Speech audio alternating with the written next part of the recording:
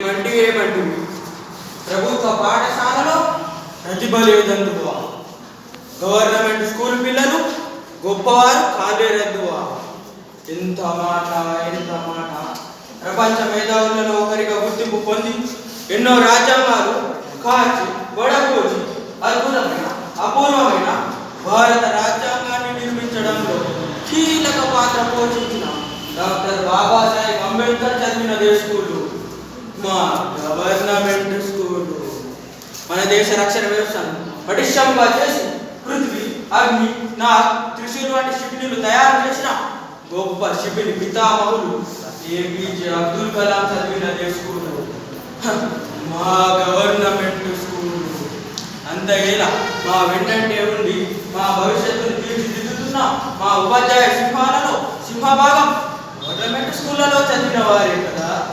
మా ఏమయ్యా, ఇప్పుడు తెలుగు చలనచిత్ర పరిశ్రమకు మూల స్తంభంపై తమ్ముడిని పవర్ స్టార్ గాను, కొడుకుని మెగా పవర్ స్టార్ గాను, అల్లుడిని ఐకాన్ స్టార్ గాను తీర్చిదిద్దిన మెగాస్టార్ కొనిదెల శివశంకర్ వరప్రసాద్ గారు చదివినదే స్కూలు మా గవర్నమెంట్ స్కూలు.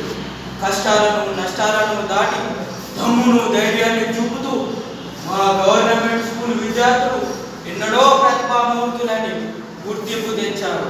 కాగా నేడు ప్రతిభ అంటూ ఈ వ్యర్థ వ్యాధులకు నాయన శివోధన, నీవు చెప్పిన గొప్పవారందరూ ప్రతిభావంతులే కాదు, క్రమశిక్షణ గలవారు కూడా.